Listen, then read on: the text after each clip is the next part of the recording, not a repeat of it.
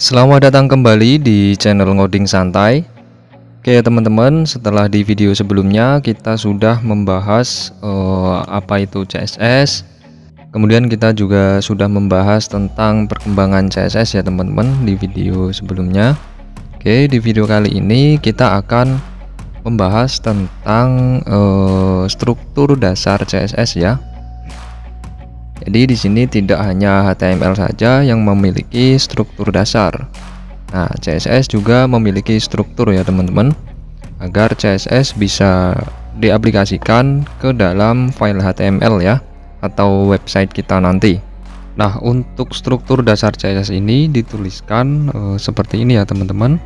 Nah, yang pertama di sini ada yang namanya selektor. Kemudian setelah selektor ini ada tanda kurung kurawal buka ya. Kemudian diikuti properti dan value. Dan sebagai pemisah antara properti dan value kita tuliskan titik 2 di antaranya ya. Nah, setelah properti dan value di sini kita ada titik koma ya. Nah, di sini juga sebagai pemisah antara properti satu dengan properti yang lainnya ya. Dan setelah value kita akhiri dengan kurung kurawal tutup di sini ya teman-teman. Nah, misalkan di sini saya punya H3, kemudian di dalamnya ada color, kemudian ada light blue ya teman-teman.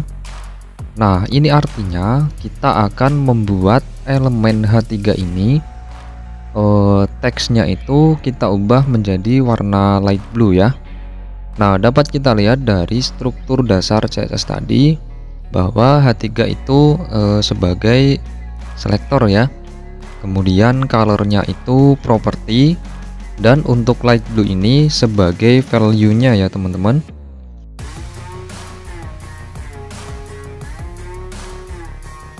Nah, bagaimana ketika kita ingin menuliskan banyak properti ke satu tag atau elemen HTML ya?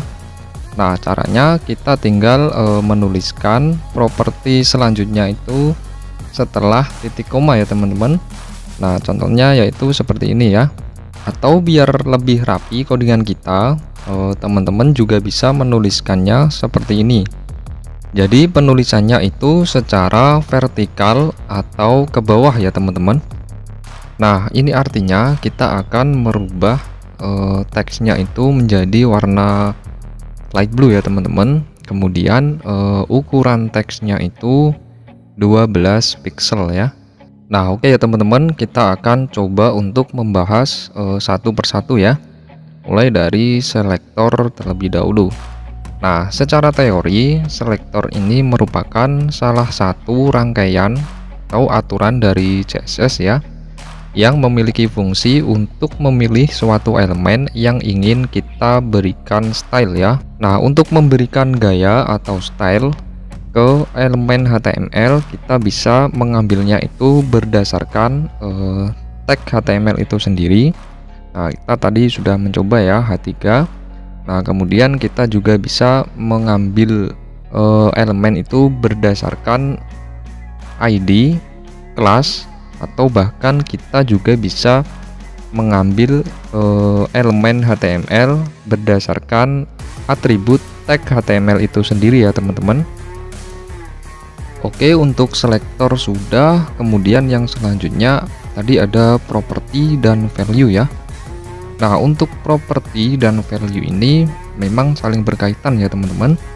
Di mana ada properti, di situ juga pasti harus ada value ya, atau nilainya.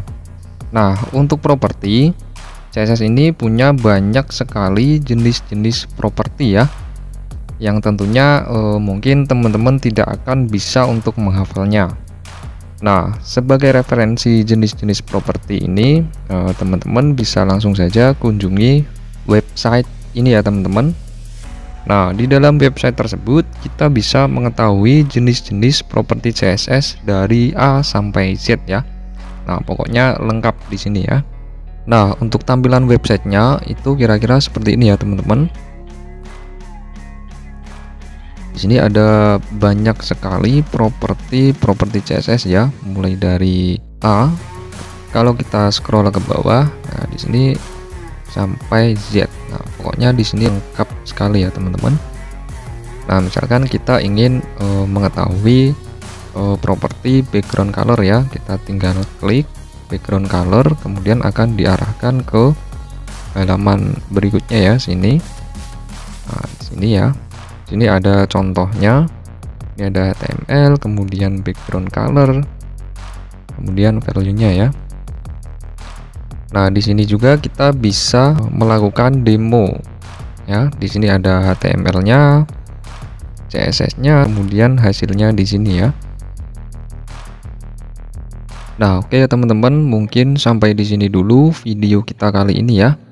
Bagi teman-teman yang belum paham atau mungkin kurang paham dengan video ini, bisa langsung saja tanyakan di kolom komentar ya teman-teman. Oke, semoga videonya bermanfaat dan sampai ketemu di video-video berikutnya.